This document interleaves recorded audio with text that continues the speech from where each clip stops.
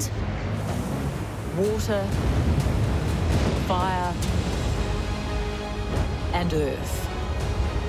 Elements of creation, elements of destruction. These are the forces of nature's fury. In Australia, bushfires bring a hellish world of flame and destruction. It was the fire that changed our lives forever. It was awful. It was like a war zone. In 2009, a firestorm would burn through communities. It was just devastating. It was shocking. 173 people died. And in 2019, hellfire returned. It's not a normal fire. The flames engulfed swathes of Australia. It was a scene from the apocalypse. A fire of biblical proportions.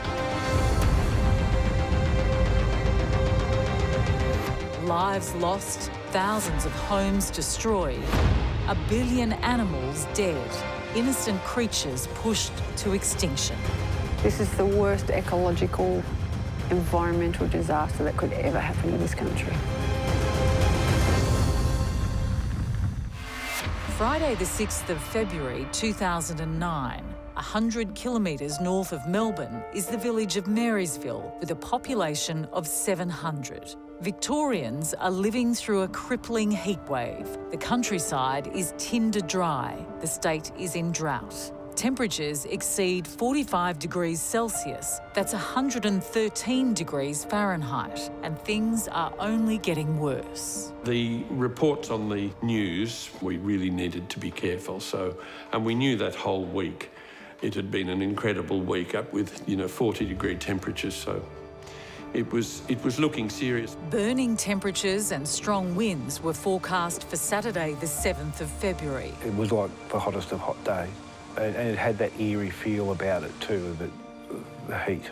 The birds were fairly quiet. Seasoned firefighter and captain of the Marysville Country Fire Authority, Glenn Fisk, was acutely aware of any changes in the weather. He was worried. Marysville was surrounded by dense forest. We were at the end of 10 years of drought, so all of the forested area around us was very dry. The week leading up to the fires was also so very dry and hot. Bushfire scientist Kevin Tolhurst was following the weather conditions closely. We had this massive amount of hot, dry air from inland Australia that had been building up for several days that came down through southeastern Australia, in particular through Victoria. Kevin Tolhurst feared a monster fire was on the horizon, one that would be amongst the most destructive ever to hit Australia. All 5 sources of energy came into play. So it was not only high fuel areas, we had complex terrain, we had prolonged drought and the heat wave conditions, and we had very unstable atmospheric conditions. The fire is able to capture all of those sources of energy, and therefore the fire intensity and the destructive power of the fire is so much greater.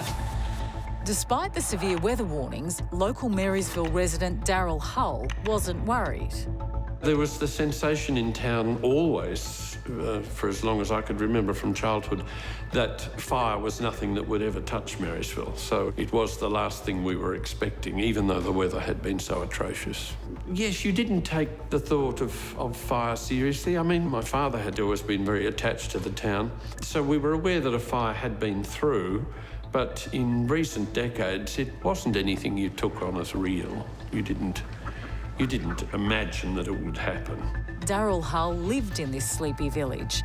He'd grown up with the stories of the 1939 fires that had jumped the town.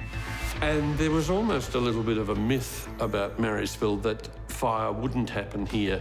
It had too many deciduous trees. Back in the 39 fires, that the fire had leapt the town. Daryl was working as a bartender at the Crossways Historic Inn, a heritage hotel and restaurant run by Pam Phillips and Greg Cherry. We've always loved this environment of the trees, and then I guess we were aware of the fire risks in Australia, but somehow you feel as though there's a wall around your village and where you live a little bit. Knowing what Marysville is with the greenery, we felt safe. And you wouldn't have thought that such a catastrophic event was going to happen. That oppressively hot Saturday was above 45 degrees Celsius, but Pamela had planned a roast dinner for her patrons at the Crossways Inn. And that was all on, ready to go for that night. So there's no way we expected what happened to happen. Marysville Fire Captain Glenn Fisk had lived through many false alarms. You're waiting to see what happens, and many times you do this over the years and nothing does happen. We've stood up in the station on many occasions and not had a call. Glenn Fisk knew this day was different. Firefighters have a tool called the MacArthur meter to calculate the risk of fire. And it's got a scale from 0 to 100. When we put the figures in for the day in February, it ran up to 130, so it was off the scale. With every indication of extreme fire danger, Glenn and his team rehearsed their drill and then returned home to prepare their properties. We went home and did the things that we needed to do to make our own families safe.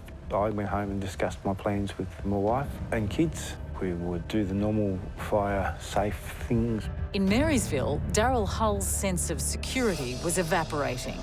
Strange, ominous clouds were brewing over town from a fire in the distance. Something propelled me, and I went and got a video camera, which I hadn't owned for very long. And I thought, I think I'll just start filming this. Looking straight above me were these very thick, dense smoke clouds, but all the same, it was very, very dense and quite ominous and quite threatening. I thought, this is really weird. At around 6 o'clock on Saturday evening, the wind changed direction. The wind change came from the southwest and changed a long, narrow fire into a very broad, big fire. So the fire front goes from being maybe 4 or 5 kilometres wide to one that might be 30 to 50 kilometres wide. So your ability to get out of the way of something that might be 50 kilometres long coming at you is dramatically reduced. Marysville was in the line of fire. A raging inferno was on its way. One edge, blue sky, and this great big white and grey cloud above us. When the wind change came, it blew that cloud over us, and that's what we got. We were just in the wrong spot. We were just where it all landed. And I looked up and I could see the column of smoke against the blue sky, and I just had to keep looking up and up and up. It was extremely daunting. It's the sheer size of that cloud, which I later got to know was a pyrocumulative cloud, a bit like the picture of an atom bomb. So the pyrocumulus cloud is formed when the moisture has reached the condensation level, and that might be several thousand metres above the fire itself. But then that helps draw more air in at ground level, so we can see cyclonic strength winds being drawn in at ground level, which will be stronger winds and often drier winds. So the fire is rarely in a stable, steady state. It feeds back on itself and continues to accelerate and increase in intensity until the broad conditions change. So firestorms are really incredibly damaging. It draws all the moisture. I've actually felt the wind moving around my ankles when that cloud was building. It's tangible. Daryl was completely unaware he was looking at the first stage of a deadly firestorm. You can't imagine the ferocity of what's going to happen, what's going to be there. You know, that came later, but it came quickly. And I looked up at the mountain across the way and just saw spot fires creeping down the mountain, at which stage I thought, right, it's on the way. Whatever's going to happen is unstoppable. And that just gathered in momentum. The police came down. There was general panic. It all happened very quickly. The smoke thickened, the mountain disappeared. The convoy of cars started to leave town. Pamela made the decision to try and flee the fire grounds in her vehicle. Greg said, oh, run across the bridge to the Oval. I said, no way, I can't, I'm taking the car. A safe ground had been set up on the town oval, but the cyclonic winds created by the fire were too dangerous for Pamela and her employee to make the trip. Oh yes, there were fireballs, just like hell, really. What I would imagine hell would have been like, you know. It's fireballs everywhere, and thought, wow, this is actually happening. The embers were coming from the main fire front, burning kilometres away. Glenn Fisk and his firefighting team were there at the front. It was starting to get smoky and heavy in the air, but it started to get too hot, too quick, too fast, and we decided that we would retreat back to Marysville. The firefighting fleet rushed back to Marysville to protect the town. We have 2 CFA strike teams, which consisted of firefighting equipment and dozers. That amount of resource would be enough to fight any fire that we'd had before. Got to stress that we really felt that we had enough resource to do asset protection. This was their final stand. For Glenn, this fight was now personal for his community, his home, his family. Greg was back defending the Crossways Inn while the Inferno blasted above him. It's just like it was right next door to you. It was huge. There's nothing, never heard anything like it before. It's like a jet engine going off and it's right on top of you. You think it's right next to you. So you could see the fire going overhead, just as like a fireball. And there was just embers everywhere, and they weren't little small embers. It was huge. The wind was so strong, and you know, the gum trees just exploded. Greg continued to hose down the Crossways Inn. Pamela and her passenger drove out of town on an empty road with flames and embers threatening to engulf them. I felt like a forest animal running, and I can just remember thinking, don't go faster than you normally would. Something else is going to go wrong. And that's what we did. The fire front was now devouring Marysville. For Glenn Fisk and his team of 10 strong fire tankers, the fight was futile. This was now a battle for survival. They fortified the station and stayed inside. The building was shaking and rattling, and the doors were flapping on the hinges, on their latches. The town outside was being incinerated. Glenn feared for his wife Liz and son Dalton, but he was powerless to reach them. Liz and Dalton were at home doing that defence of the house, of the property. That had been our fire plan all along. They had tools with them, they had a water supply and things that we thought would aid them in doing the defence of the property. And I hadn't heard from them for a little while. I did have a confidence in Liz and Dalton looking after themselves and each other, but I was sure that we had put enough work in to protecting our home. Glenn Fisk could only pray that his wife and son were safe back at their home. There was embers a metre deep. The embers were like water flowing down the street. Building across the road was there 1 minute and sort of gone the next with the blast furnace effect of those embers. Incredible sight of the power of the fire. Daryl Hull was out in the open, completely unprotected. Surrounded on all sides, he couldn't make it to the town's oval, which was less than 100 metres away. His only refuge was the lake, a stretch of water close to town. I just thought, well, the lake, it's water, it's fairly safe. I think I'll stay there. So I parked the cameras beside the lake and then stepped in. That was the beginning of watching something that you could only describe as just awesome. Truly, in the sense of that word. It was a phenomenon. The fire surrounded the lake from all sides. Surreal in that you had to keep saying, this doesn't happen in Marysville, but the reality was sweeping in. I was in the lake, wondering strangely why nobody else had thought to get in the lake. You lose track of time because everything's starting to explode around you. And I was watching fingers of flame creep through the grasses beside the lake. I moved out into the middle of the lake. Then it was a matter of gasping for breath. And then you'd put your head out of the water and hear nothing but masses of hissing of all the embers. The lake was Daryl's last defence against the flames surrounding him. It was so gigantic. Just awesome, truly awesome. The power the power of the thing. Survival expert Inferno knows exactly what you should do in a bushfire, and Daryl's instinct to retreat to water was a saving grace. A large body of water is an ideal refuge in a bushfire. Just make sure, however, that you take something to float on and then perhaps something to cover yourself with if the fire is super intense. Former military operative Joanna Harmdorf has experienced her fair share of natural disasters, and she has some advice that may save your life during a bushfire. So if there's any bodies of water near your house, then try to make your way there. If there's any pools in the area, try to make your way there. If that's not the case, then think about open areas, fields, anything that the fire can't really go up as aggressive as it would in a wooded area. If you can see an area that the fire has already passed through, then it's also a good tip to go to where the fire's already been. So everything is already burned down.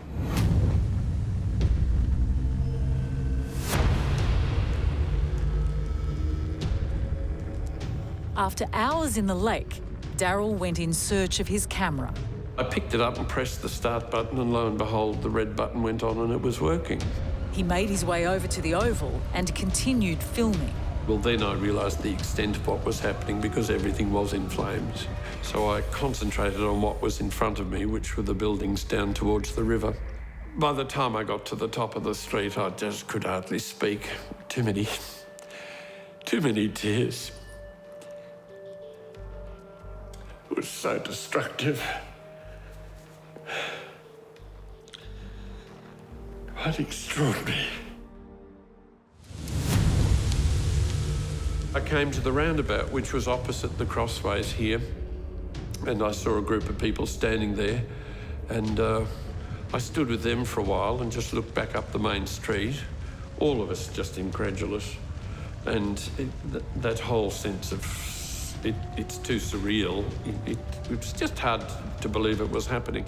And I think I remember saying, "Good Lord, Greg has saved the crossways." And at that time I saw him in the driveway. And then I went and helped Greg for quite a bit. And then we came inside. I remember looking at the time, actually, it was then about 4:30 a.m. And it had been pretty non-stop since 7 o'clock when it started. And I remember thinking, what on earth just happened? Has any of that been real? The firestorm had passed. At last, Glenn Fisk could leave the fire station and go home to see if his wife Liz and his son Dalton were safe. I was definitely fearing the worst. I left the station and went around to the house, but it was way too hot. It was still burning very fiercely. It was way too hot to even stay in the car in the driveway. We just left and had a look around the front of the property and went back down to the oval where the other people were and sort of asked around to see if anyone had seen them, not knowing whether they'd got out or not. Glenn Fisk had searched all over Marysville and still hadn't found his wife and son. I suppose it was a couple of hours, many hours later, we went back to our house, and that's when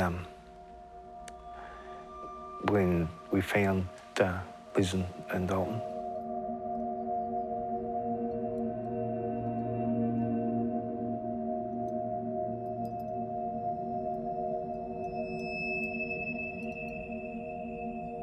Glenn's worst fears were confirmed. He found his wife and son inside their burnt-out home. They had died in the fire. The feelings were that it wasn't real, but you're in the midst of so much devastation. All you can feel is that it's part of the devastation.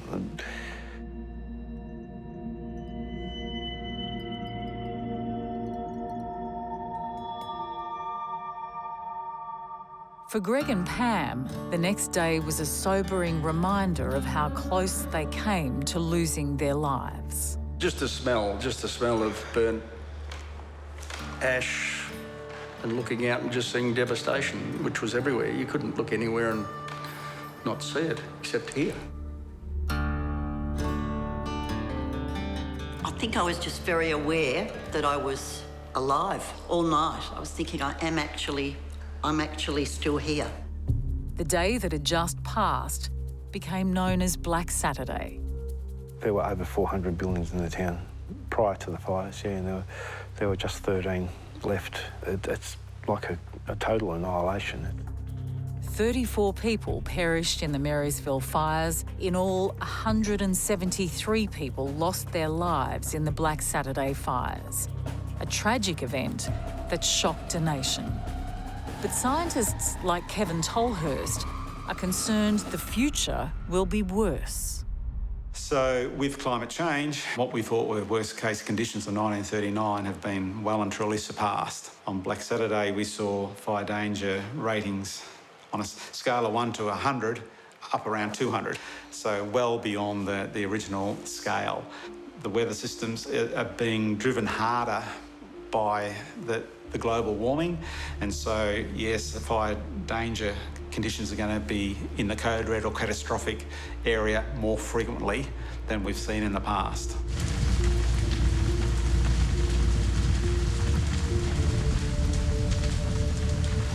Black Saturday became a tragic forerunner for another catastrophic fire, a code red, a wild inferno that blazed not for a day, but for a season. It happened during the black summer of 2019 and 2020, where supercharged firestorms tore through the country. It had been the hottest and driest year in Australia's recorded history. The scene was set for a summer of hell. Christ, he stopped.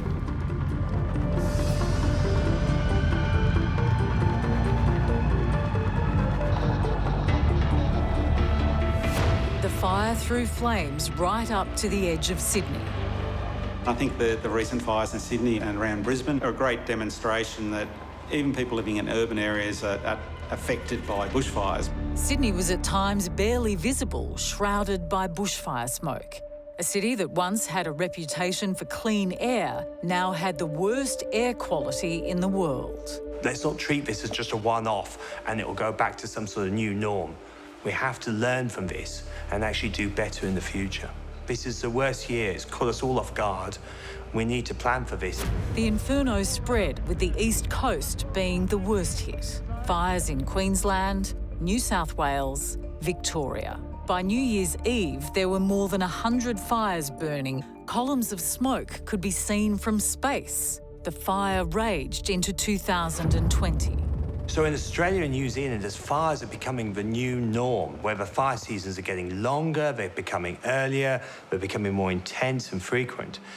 One of the heartbreaking challenges we face is the fact that actually we can't fight all the fires simultaneously.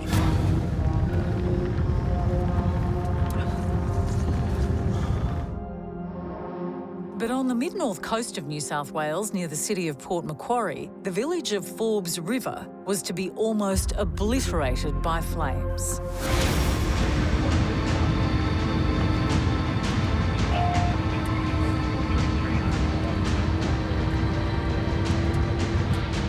It happened on the 8th of November in the Australian spring. A fire so dangerous, Forbes River locals Brett and Gemma Porter thought they were going to die.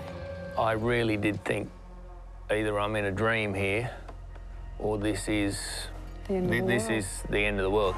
Brett and Gemma Porter live at the bottom of a valley next to a river, only a stone's throw from their family-owned and run sawmill. The first sign of danger, a menacing plume of smoke. It's going to be fairly cranky, because I could see the smoke that was boiling up. The atmosphere started to get dark and red skies and smoke. You literally couldn't see what was coming at you anywhere.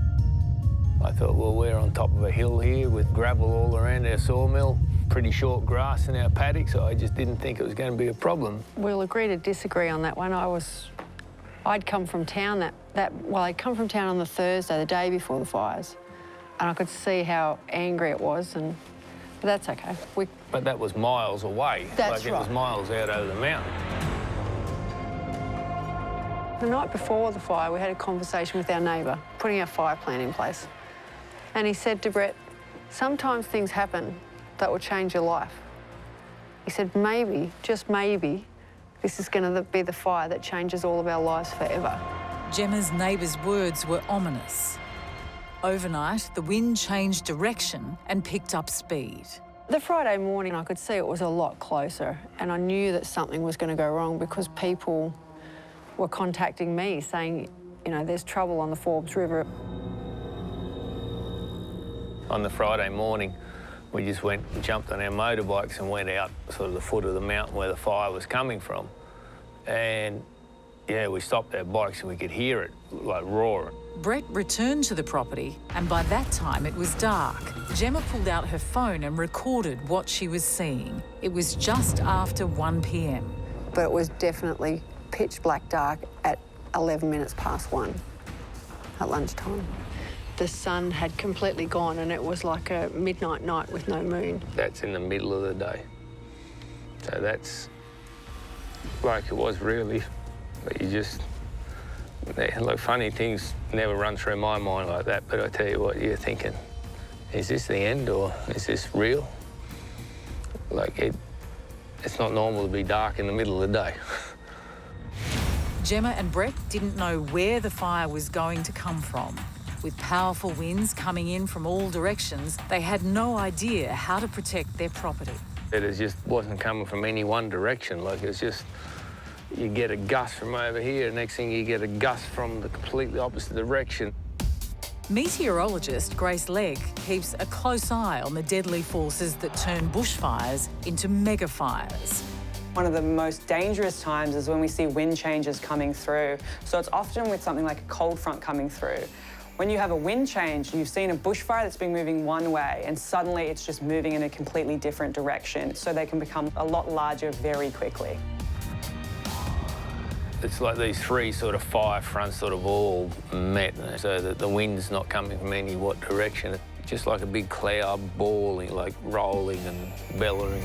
The rolling cloud Brett saw, like Glenn Fisk and Daryl Hull had witnessed in Maryville more than a decade earlier, was a pyrocumulus cloud, resembling the aftermath of a nuclear bomb. It's when a fire is so large and out of control that it's actually creating its own weather. In some situations, we also can get thunderstorms actually developing on top of these fires, and you start to actually get lightning and things recorded above these fires. The fire column can reach so high it brings down icy cold air from the stratosphere. There's been reports of tornadoes within that, and even large hail has been thrown out. So you end up with hailstones as well. It's, yeah, very dangerous. It's very hard to explain. It was just, you just don't know what you're in. You don't know if you're in a tornado or a twister or a storm that went wrong. Brett was confronted by a firestorm. And like a scene from The Wizard of Oz, the cyclonic winds from the firestorm swept Gemma from the ground with frightening power. When it picked me up and put me, you know, 100 metres away, it was like it was that full of solid matter that it just literally picked me up like I was in a chair. And then carried me through the open gates and then down to the end of the lily-pilly hedge down the bottom there. Miraculously, the powerful winds dropped Gemma unharmed, but she wasn't out of danger. When the fire gets large enough, it's basically becomes a meteorological event. Unstable atmospheric conditions can enhance the prevailing winds and effectively double the wind speed and produce cyclonic strength. If it gets organised, we can get a fire tornado coming out of that large air movement. We can get dry lightning coming out from the cloud, and that can be starting fires 25, 30 kilometres downwind of where the main fire is. So all of those factors enhance the destructive power, but also the rate at which the fire moves across the landscape. Yeah, 16 kilometres in 12 minutes. That's how fast the fire was travelling. And then, like falling stars lighting up the night sky, the embers and fireballs rained down. The fires were just all around. The fireballs were dropping and exploding when they hit the earth. I think we just lost everything.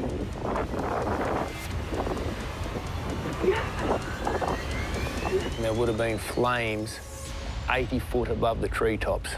Like, it was just horrendous. And we come back in here, and I'm just talking to the boys there, and next thing, like, it was getting a bit darker, a little bit windier. And we just seen something like a falling star coming through the sky. And it landed in the paddock just over here. But when it landed, it just exploded. Just like lighting 5 litres of petrol. And then next thing, there was another one up on the side of the hill, and there's some down the back of the mill. And then it just come into pretty much, well, it was total darkness.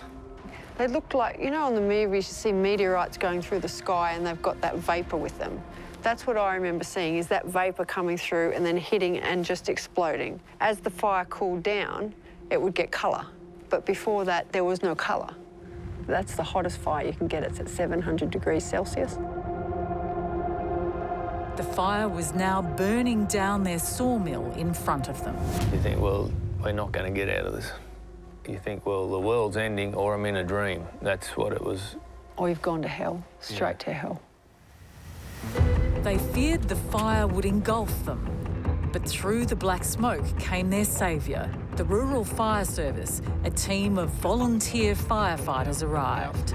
The first responding fire trucks and coming in over our river crossing in complete darkness. As the truck approached, Gemma heard a call over the communication system.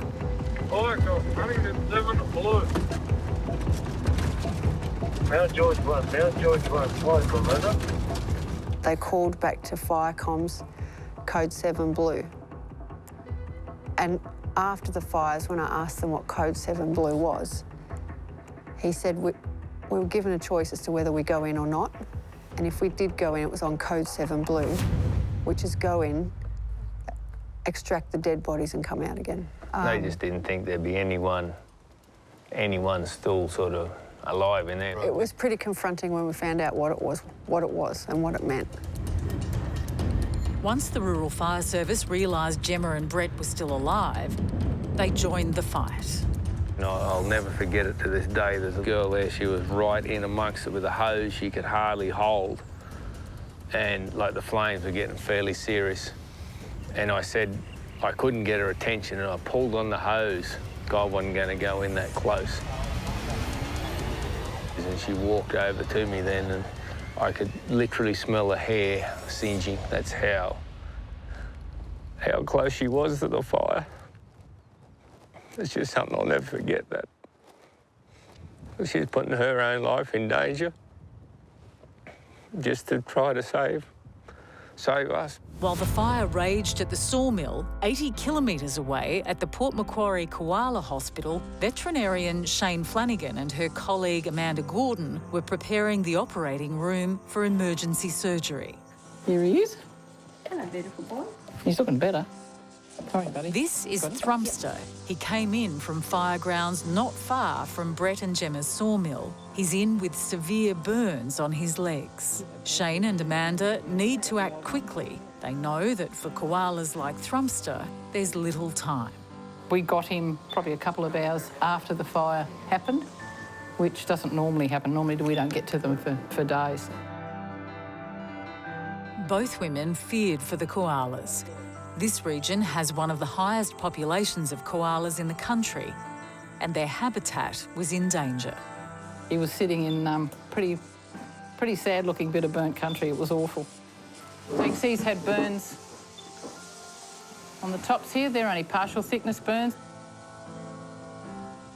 He was pretty lucky, really. Port Macquarie has the only koala hospital in the world, and on this day, fire victims were being rushed through the doors. We've got to do a burn patient in a minute after this one. Just change the bandages, and it looks like we've got another burnt one coming in. And this fire has been particularly devastating to the koalas in the area because of its ferocity. The ferocity and the velocity of the fire has been extraordinary. In this particular fire, a fire that was burning so hot that it went through and then went to the crown of the trees. And with koalas, that's particularly important because their adaptive behaviour is to go to the top of the trees. They have just gone through, and that's where that behaviour hasn't served them very well. A lot of it is with the paws being very badly burnt, so climbing back up and down the trees that have been burnt. They get a lot of those injuries on their noses as well. The paws is the most of concern always because a koala has to be able to climb a tree, and if they can't climb, they're not a koala essentially. So we make a really big assessment about whether or not the injuries are bad enough so that the claws will be affected. Oftentimes with the burns, the nail bed gets really damaged. Yeah, it depends on the severity of the burn. So when the koalas come in here, they've got everything from superficial burns to full thickness. And full thickness burns are the ones of major concern. Funnily enough, they're not as painful as superficial and partial thickness burns. You've got what's called the golden hour or the golden 3 hours post a fire, and that's when you need to cool the burns down as quickly as possible. We don't have that luxury, so their burns continue to cook, and that's why we end up getting animals that are probably more severely damaged than if we'd got them in earlier. So for Shane, Amanda and the Koala Hospital rescue team, it was all hands on deck.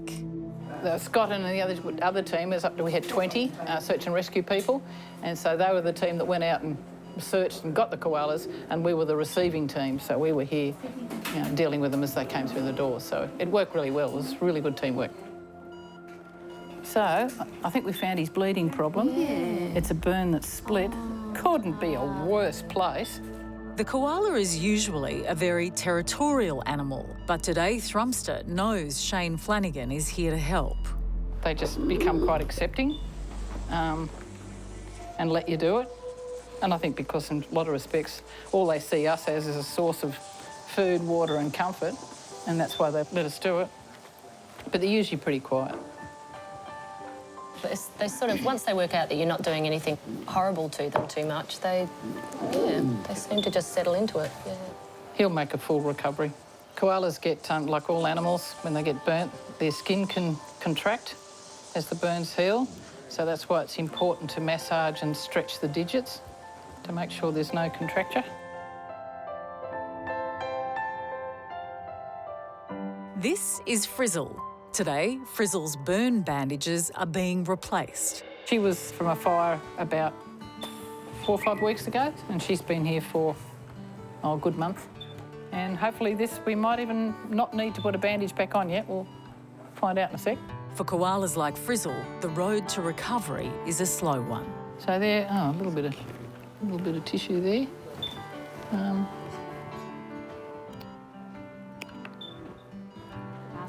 They're looking pretty darn good, these wounds. Quite happy with that. Healing nicely. That's not too bad. Do you want to give that a little wash? I reckon we won't put that back on, you know. Looking good. This is Peter. Her recovery hasn't gone as smoothly as Frizzle's. That's looking worse than it was. This is what I mean by sometimes weeks later, the severity of the burn can come out. So this is quite a nasty radiant burn. So we're going to have to keep that covered because when that lifts off and it's not protected, it asks for infection.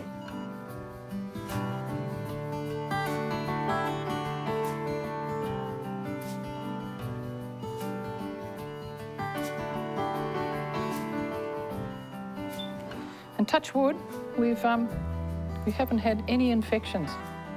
And in fact, honestly, in all the years of us treating burns, we have never seen infection in these burns koalas, and we don't give them antibiotics. So I think as long as you do really good bandaging. One good thing, koalas are really tolerant of bandaging. They don't bite them off or anything, which is good.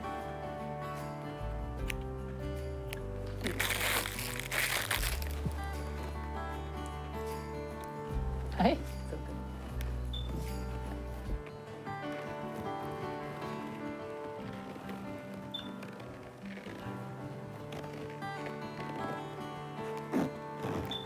How pretty. I might make this quite thick so it protects her.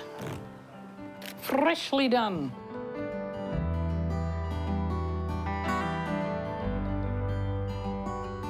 Shane and Amanda hope that eventually, once the fires are over, these koalas will be well enough to be let back out into the wild. But many koalas haven't survived this harrowing fire.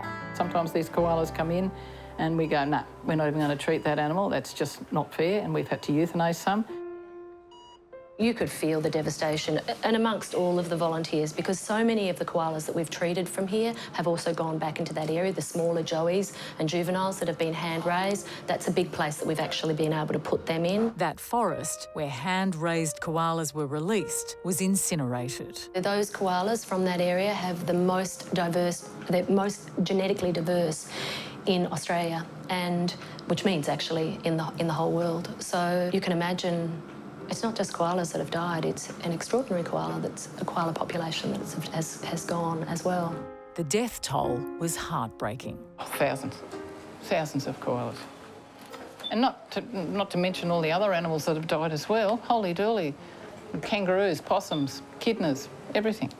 It's just carnage. Absolute carnage. So many animals have died. And not only is it just a huge loss, it's the agony and pain so many of these animals go through. Throughout the summer of 2020, more than 1 billion animals would perish in the Australian fires. In Forbes River, Brett and Gemma battled the blaze. I remember feeling relieved that there was someone else here to help us. With the help of the Rural Fire Service, Brett and Gemma extinguished the blaze around their property using water from their river. They escaped with their lives, but their sawmill was burnt to the ground. Many Australians weren't so lucky. Over the summer season, the fires devastated the country. They burnt through more than 12 million hectares of Australian bushland, dwarfing South America's 2019 Amazon fires. 11 million Australians were impacted by the smoke, thousands of homes destroyed, and 33 lives lost, 8 of those firefighters.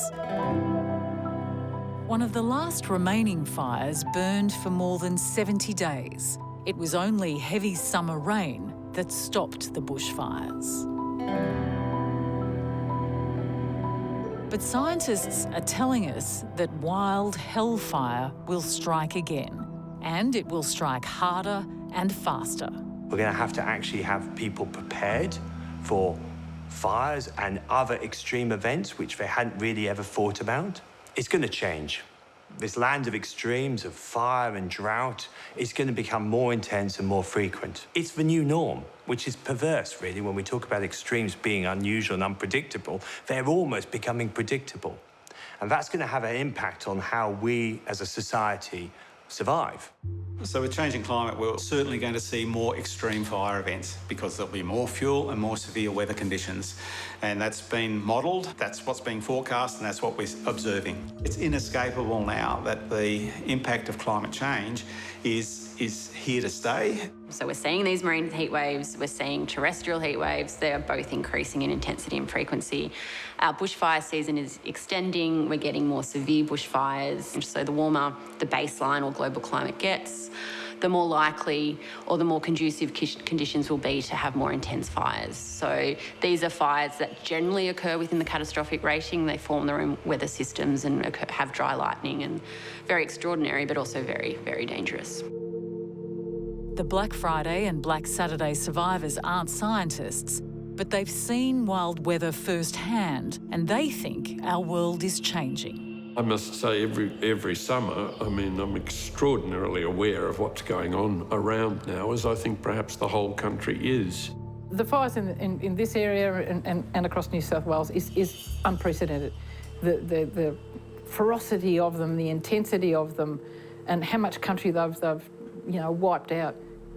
Just never in recorded history has this ever happened. And I doubt very much whether it happened before Europeans of this magnitude. Doubt very much. So how concerned am I about koalas into the future being able to cope with these extreme fires? Is there an answer? No. Can koalas adapt that quickly? No, that takes time. And we have changed things so quickly, human beings' activity in the world to change climate. How can they adapt to that fast? We are seeing something that is unprecedented. The patterns of it are becoming longer, more intense. Over time, we're seeing record temperatures, not just today, but tomorrow and the next day and the next day and that whole month. We here at the Koala Hospital believe that it is climate change that is in action here that we're seeing. 10 years later, life in Marysville is returning to normal, but the lush greenery won't hide the scars. You know, the emotions around you can't sort of say that it doesn't. You can't quantify it. That's what I'm trying to say. It doesn't quantify. Pam and Greg still run the Crossways Inn. Daryl does the odd weekend shift. A decade on, they grapple with what happened. It certainly does something with your mind like that. You're never really quite the same. No, that's true. It's sort of very overwhelming that things can just occur. It was almost like an instant to me. It just happened, you know, you don't expect it. And the ferocity of it was just enormous. After you see that sort of power, you realise just how small humans are. We did not have a chance of fighting a thing like that. With their sawmill destroyed, Brett and Gemma have to start again. But they're doing it with the support of their small community. Seeing how many people have put their hand out for us and donated us money. It's unbelievable. You just don't realise how many good people there are still around.